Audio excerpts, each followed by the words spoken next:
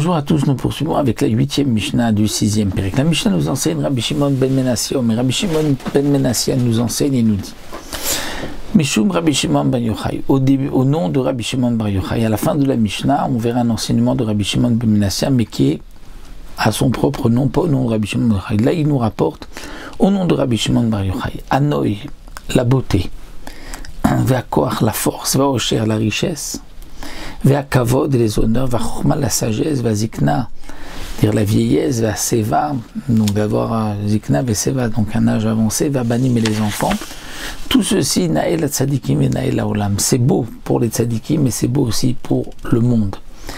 C'est-à-dire, l'explication qui nous est donnée ici, c'est que cette braïta vient nous montrer la ma'alot, qu'est-ce que mérite, qu'est-ce que devrait avoir le tzadik pour réussir, pour lui aussi, pour son entourage. Parce que lorsque le tzadik est beau, à la force, donc pas seulement que lui pourra, grâce à cela, mieux servir à Kadosh Baruch Hu, mais il pourra aussi, aux yeux des autres, être plus accepté. Parce que des gens ont l'habitude d'accepter quelqu'un qui est beau, qui est fort, qui est riche, qui est important, qui est sage, qui est vieux, qui a des enfants. Et donc ces enfants aussi seront comme le tzaddik et pourront aussi transmettre la Torah à leur tour. Et ça, c'est ce qu'on apprend du pasuk Shneimar.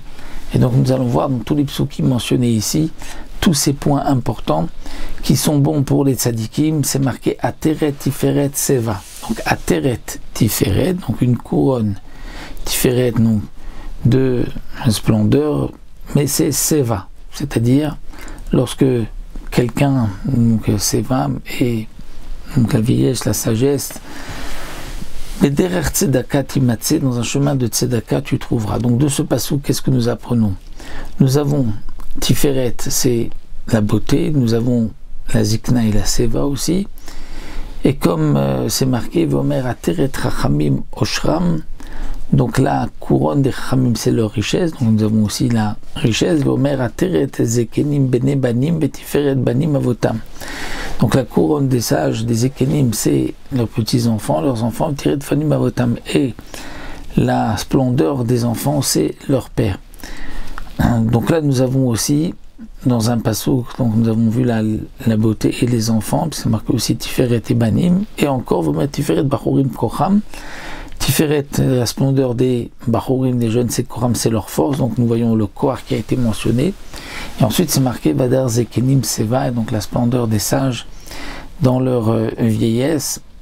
Donc là aussi, c'est donc le kavod que nous voyons, comme c'est marqué par la suite, Vomer Vechafra Levana Bosha Chama, Kimalach Hashem Tzevakot Be'atzon Berushalayim Venega Zekenav Kavod, comme c'est marqué dans le passouk. Donc la lune aura honte, le soleil aussi, parce que Akadosh Baruch Hu va donc être roi sur le mont Sion et à Yerushalayim, et face aux Zekenav, à ces sages Kavod, ils recevront donc l'honneur. Donc là on voit aussi le Kavod, et comme nous dit Rashi, la Chokhma n'a pas été mentionnée dans les psukim, mais la Chokhma, c'est parce que, étant donné que c'est marqué plusieurs fois Zaken, Zaken, Zekenim, donc il y en a un au moins pour la Chokhma, puisque la Gemara nous dit que le Zaken, c'est celui chez Kana Chokhma qui a acquis la sagesse.